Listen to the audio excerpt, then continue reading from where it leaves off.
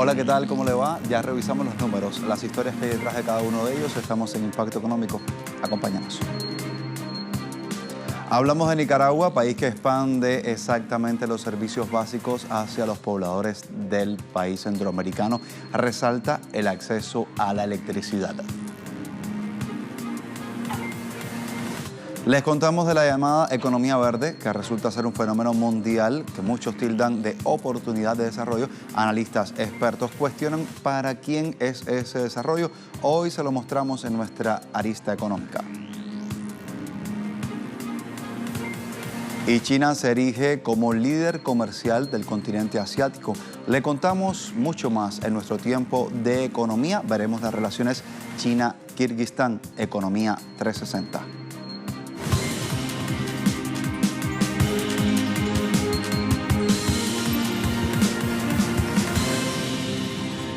Iniciamos la perspectiva latinoamericana hablando de Nicaragua. El gobierno en los últimos años ha logrado aumentar el porcentaje de acceso de los pobladores al servicio eléctrico. También han asegurado inversiones para desarrollar así nuevas fuentes de generación a partir de energías renovables. Veamos más detalles en el siguiente informe. El presidente de la Empresa Nacional de Transmisión Eléctrica, Salvador Mancel, informó que empresarios europeos realizarán inversiones en Nicaragua para elevar del 5 al 10% la generación de electricidad mediante la fuente solar. Los inversionistas tienen pautada la instalación de una planta de 50 megavatios en el departamento de Managua, siendo la más grande de su tipo en el país. La empresa estatal de electricidad agregó que el 60% de los $300 millones destinados al programa de electrificación en 2019 ya fueron aportados al sistema. El gobierno prevé para el presente año llegar al 96,70% de cobertura eléctrica en el país.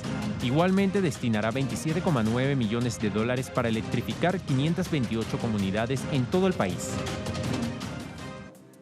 Nos vamos hasta el Estado Plurinacional de Bolivia. Conocemos que se ha asegurado en inversiones para proyectos de Fondo de Desarrollo Indígena en torno al departamento de La Paz. Desde allí, el mandatario Evo Morales informó que dispone de 380 millones de bolivianos, es decir, unos 50 millones de dólares sería para invertirlo en 249 proyectos del Fondo Indígena.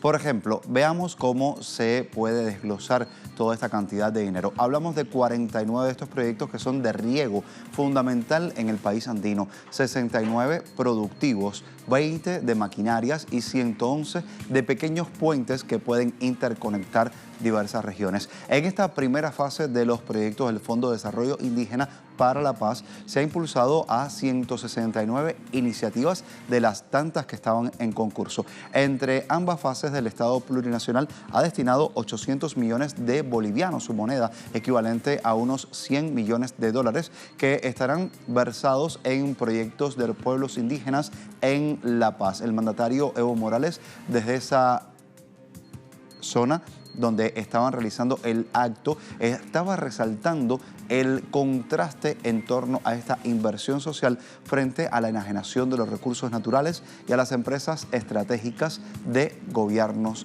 anteriores.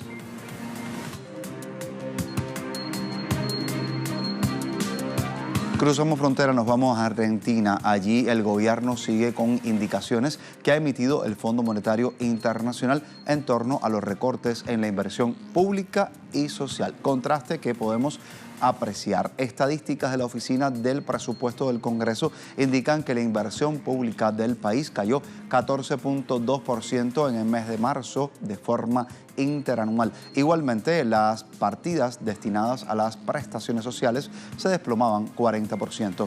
Mientras esto ocurría, los intereses de la deuda del país se incrementaron y escucha en cuánto, 132,9%, la cifra exacta.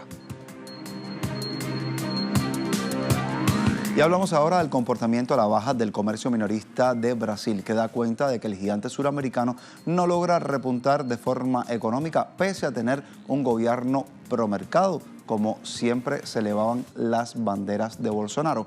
De acuerdo al Instituto Brasileño de Geografía y Estadística, las ventas del comercio minorista disminuyeron. En abril fue de 0.6% en comparación con el mes de marzo. El índice es el peor resultado para abril desde el año 2015.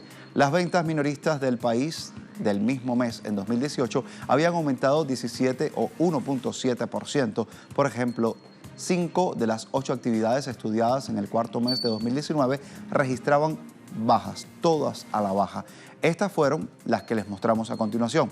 Las telas, los vestidos, el calzado con un desplome de 5.5% y los supermercados de alimentos y bebidas que también fueron en picada 1.8%. Por otra parte, el primer cuatrimestre de 2019, la industria del país también fue hacia la baja en 2.7%. Revisamos ahora información de Perú. Un porcentaje de la población mantiene deudas con el sistema bancario del país por montos que superan varios salarios ya. Ponemos a su disposición las cifras que ha emitido el Banco Central de Reservas del Perú. Aquí se lo traemos. Al menos el 20% de la población de Perú sostiene deudas con el sistema financiero, por cifras equivalentes a 10 veces su sueldo.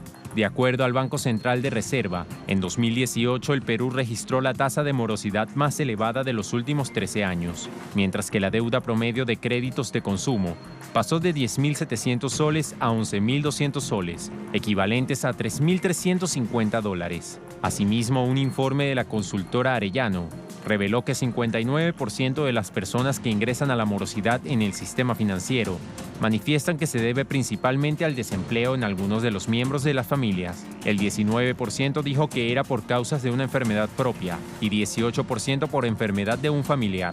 Los mayores gastos por servicios de tarjeta de créditos fueron destinados a la vestimenta con 69%, alimentación 59%, entretenimiento 34% y salud 18%.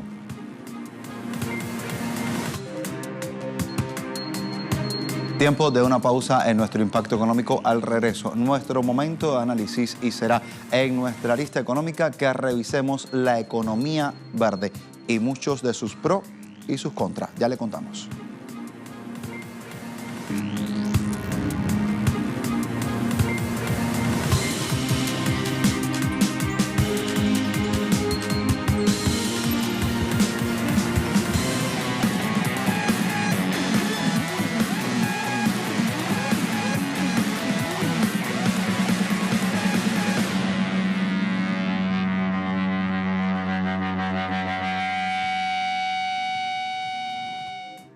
Ya les traemos la denominada economía verde. Muchos dicen que se trata de una oportunidad de desarrollo, pero ¿para quién? Siempre se preguntan todos. ¿Qué hay detrás de todo este concepto? Hoy lo analizamos en nuestro espacio de Arista Económica.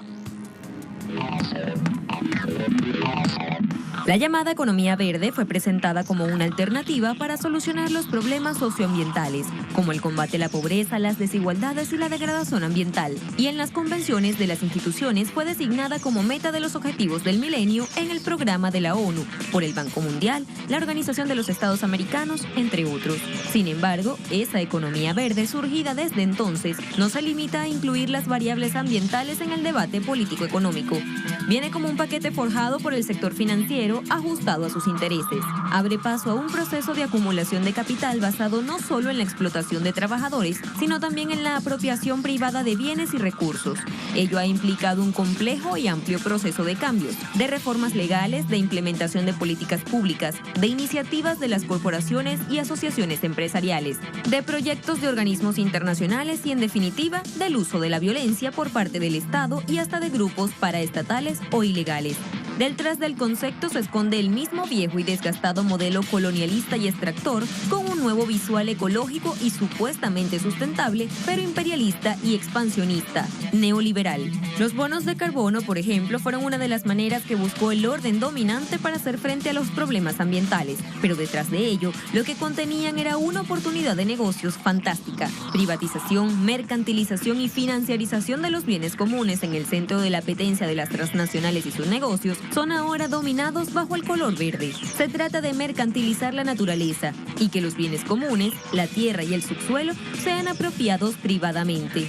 Tal es el caso de Benetton en la Patagonia y otros capitales externos, dueños de territorio para la explotación productiva con tecnologías depredadoras.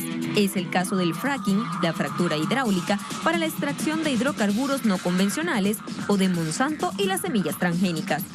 Diversas organizaciones sociales aseguran que esta mal llamada economía verde viene a liberalizar la naturaleza y su acceso por parte de los mercados, dividiéndola en componentes, como el carbono, la biodiversidad o los servicios ambientales, para generar al mismo tiempo especulación financiera, control corporativo, pérdida de soberanía alimentaria y el vaciamiento de los territorios. Eso que con anterioridad el geógrafo y teórico social británico David Cavitt llamó capitalismo por desposesión, con lo que se pretende colocar el futuro del planeta en manos de los bancos y demás operadores financieros, en manos precisamente de los principales responsables de la profunda crisis financiera que ha creado millones de nuevos desempleados, ha expulsado a millones de familias de sus casas, le ha robado sus ahorros y pensiones a trabajadores en todo el mundo y ha profundizado las desigualdades que caracterizan a la globalización neoliberal.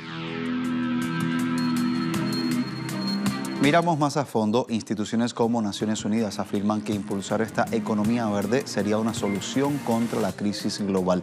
Quienes la defienden aseguran que es la mejor opción, no solo para construir un futuro más seguro y más resiliente al cambio climático, sino también para mejorar la economía a nivel mundial. Veamos por qué dan estas afirmaciones. La Comisión Global sobre la Economía y el Clima dijo que existe un impulso sin precedentes para el crecimiento más ecológico que incrementaría los empleos y mejoraría la economía de los países. Afirma que las acciones climáticas generarían 26 billones de dólares en beneficios acumulativos netos desde ahora hasta 2030. De acuerdo al estudio, inversiones más inteligentes en energía limpia, ciudades, alimentos y uso de la tierra, agua e industrias podría generar 65 millones de nuevos empleos a 2030, equivalente a la fuerza laboral de Egipto y Reino Unido combinadas. Prevé también que los empleos estadounidenses perdidos en combustibles fósiles puedan ser más que compensados por un incremento del empleo en el sector de renovables y construcción. El informe de la Comisión añade que un cambio desde combustibles fósiles a energías más limpias, como la eólica y la solar, podría evitar 700.000 muertes prematuras por la polución del aire en 2030. Se habla igualmente de más empleos, pero ¿quiénes realmente salen beneficiados con esta iniciativa? Pues precisamente las grandes empresas transnacionales que han causado esas crisis económicas, alimentarias, ambientales y climáticas. Son las mismas compañías que controlan tecnologías, patentes, productos y mercados de esa denominada economía verde. Compañías que lesionan las leyes ambientales y los movimientos sociales, ambientales, campesinos e indígenas. Hoy día vivimos uno de los momentos más salvajes del capitalismo, uno donde 10 corporaciones multinacionales ganan más que casi todos los países del mundo juntos, que proponen falsas soluciones al cambio climático o más bien un lavado de cara verde a una economía de mercado que paga aquí por el permiso de contaminar allá. Ejemplos sobran. Ecosia, un sistema perverso que dice ser ecológico, que vende innovación y desarrollo por un lado mientras oculta las salpicaduras de sus desperdicios por otro. Funciona sobre el motor de búsqueda Bing, que a su vez pertenece a Microsoft, una corporación de software privativo que hizo su dinero privatizando software libre y que diversifica sus inversiones en monocultivos, transgénicos y más captura corporativa. Por otra parte, ya en 2010 podríamos leer que la fundación de Bill Gates promueve monocultivos de soya en África. Unos años después, ya pudimos presenciar cómo Bill Gates y Monsanto han destruido la agricultura en ese continente. Ahora, el filántropo, propietario de acciones en Monsanto, está además muy preocupado por la salud de la población africana y aportará millones de dólares para hacer investigaciones en ese continente. Casual es que esto suceda ahora que Monsanto y Bayer se fusionan. Tan casual como lo fue cuando en 2015 observamos que el incremento de fondos dedicados a apoyar programas en África, supuestamente para luchar contra la malnutrición, ha sido paralelo a la inversión en empresas del sector agrario como Cargill, la mayor comercializadora mundial de granos, o Monsanto, líder en el negocio de semillas y pesticidas, responsables por su comportamiento acaparador de muchas pobrezas en el ámbito rural. De la economía verde, mucho más para seguir hablando en próximos espacios. De momento, una pausa. Al regreso, estaremos conversando sobre relaciones comerciales que se dan entre China y Kirguistán. Acompáñanos.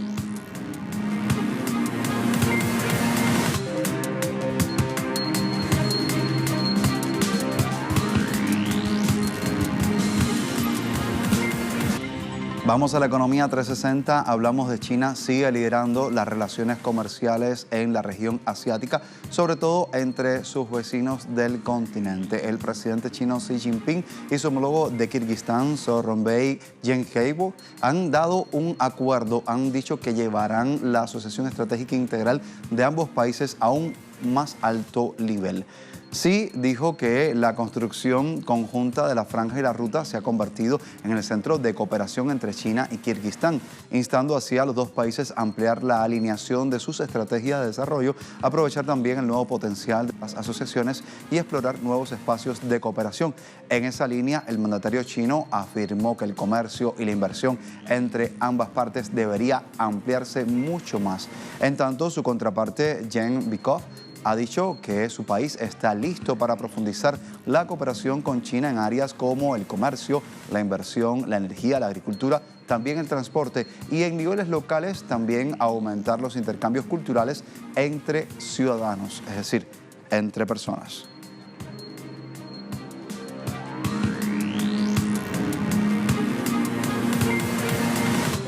Y nos quedamos hablando de China porque el uso real de la inversión extranjera de ese país registró aumento en los primeros 5 meses del presente año, lo cual se traduce en más compañías que se encuentran ya instaladas en el gigante asiático. Hay datos, fueron difundidos recientemente por el Ministerio de Comercio de China, revelan que entre enero y mayo del presente año se establecieron un total de 16.460 nuevas empresas con inversión extranjera en todo el país.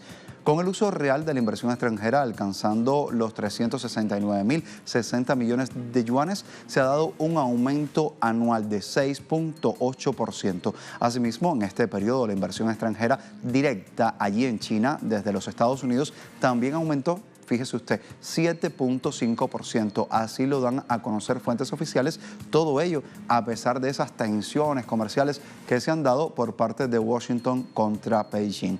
Otros sectores que también experimentaron notables aumentos, podemos hablar de ellos, son la manufactura de alta tecnología, los servicios de alta tecnología que también han experimentado un aumento. Hay que decir, se han mantenido entre los 23.2 y 68.9% respectivamente en ambos rubros.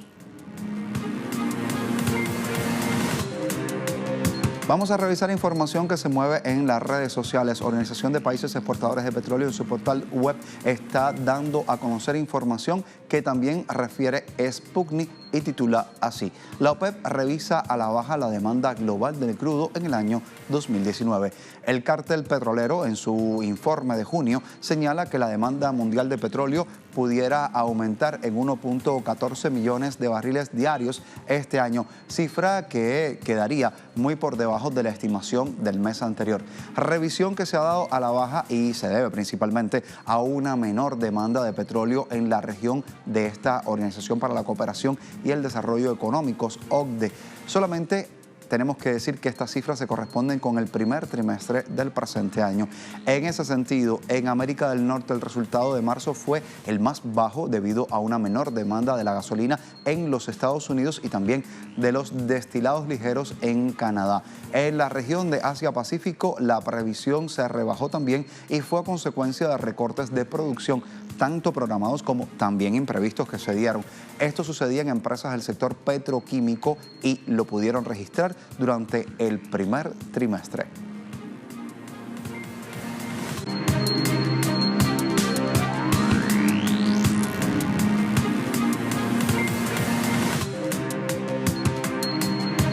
Hablamos de petróleo. El ministro de Relaciones Exteriores de Alemania, Heiko Maas, dijo que los informes de ataques contra 2 petroleros en el Golfo de Omán fueron muy preocupantes. Así lo aseveraba Maas, quien agregó también que los eventos son lo contrario de lo que necesita esa región. Igualmente resaltaba que los actos de sabotaje y ataques contra este tipo de embarcaciones comerciales representan una amenaza para el comercio abierto y que en la situación actual también representa una amenaza para la libertad. Importante ver la información en contexto. Este jueves se reportaron las explosiones de 2 buques petroleros en el mar de Omán. El medio iraní Al-Alam, citado por fuentes locales de Omán, ha dicho que las explosiones fueron causadas por ataques contra esos petroleros. Las fuentes indican que los petroleros como el Frente Alter, con una bandera de las Islas Marshall, y el Cocuca, valeroso, con la bandera de Panamá. Así se dieron esos ataques. Vean ustedes cómo rápidamente acudieron equipamientos de contraincendio para sofocar esa realidad. Escuchemos también las declaraciones que se han dado recientemente. Las noticias que hemos recibido sobre los ataques a 2 petroleros en el Golfo de Omán son extremadamente preocupantes. Por lo tanto, es necesario obtener información confiable en el orden para llevar a cabo una calibración. Los eventos son lo opuesto a lo que necesitamos ahora en la situación ya tensa en la región. Esto se hizo muy claro durante mi viaje allí y dejamos en claro a todas las partes involucradas que una escalada de la situación es peligrosa. Necesitamos reducir la escalada y todas las partes deben contribuir a eso.